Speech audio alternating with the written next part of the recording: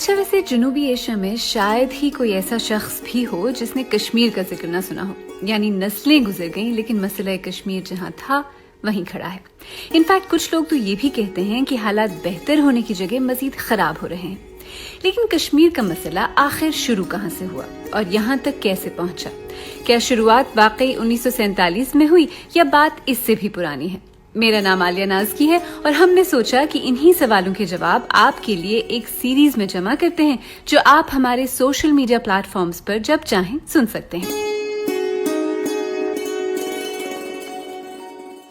ये सीरीज कश्मीर की तारीख पर सिटी यूनिवर्सिटी ऑफ हांगकांग में associate professor doctor Fauzia loan के उन आर्टिकल्स पर मबनी है जो उन्होंने बीबीसी उर्दू के लिए लिखे और जो आप हमारी वेबसाइट पर पढ़ भी सकते हैं।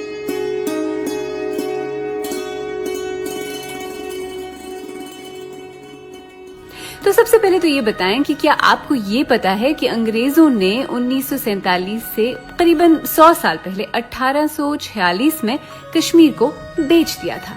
वाकई 1846 की अमृतसर सेल डीड के तहत अंग्रेजों ने कश्मीर को डोगरा राजा गुलाब सिंह को फरोख्त किया।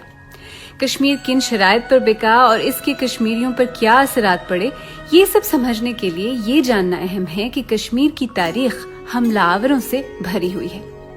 कश्मीर की तारीख को आम तौर पर 4 अदवार में तकसीम किया जाता है। हिंदू राजाओं का कदीम दौर, जिसकी तफसील कलहन पंडित की लिखी हुई कदीम किताब राज तरंगिनी में मिलती है। कश्मीरी मुसलमानों का दौर, जिन्हें सलातीन कश्मीर कहा जाता है।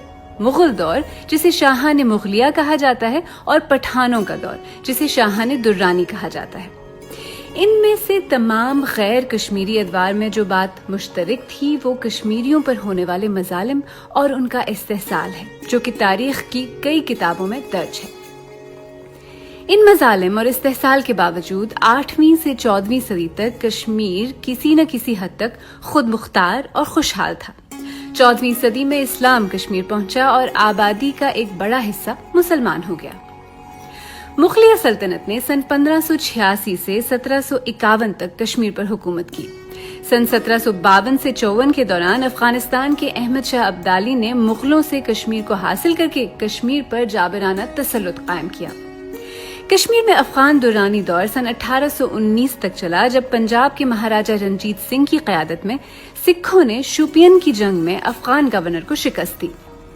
सन 1822 में रंजीत सिंह ने हिंदू डोगरा बिरादरी से ताल्लुक रखने वाले गुलाब सिंह को उनकी खिदमत के एवज जम्मू का राजा बना दिया।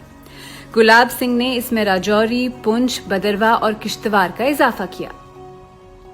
सन 1839 में रंजीत सिंह की वफात के बाद गुलाब सिंह का मकाम मजीद नुमायां हो गया।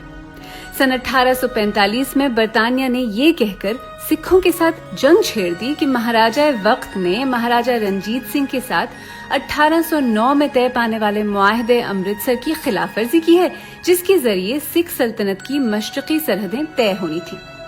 सिख महाराजा जंग हार गए और 9 मार्च 1846 के मुआहदे लाहौर के तहत तय होने वाले जुर्माने को अदा न कर पाए, जिसके बाद उन्हें कश्मीर समेत दीगर जमीनें भी ईस्ट इंडिया कंपनी के नाम करना पड़ी।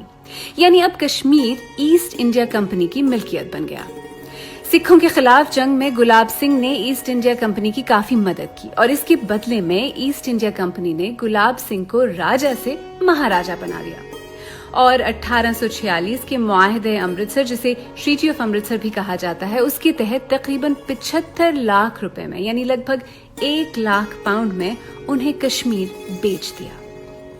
तो 1846 का मुआहदा अमृतसर आखिर था क्या? 1846 के मुआहदे अमृतसर पर, जिसे सेल डीड भी कहा जाता है, 16 मार्च 1846 को दस्तखत किए गए।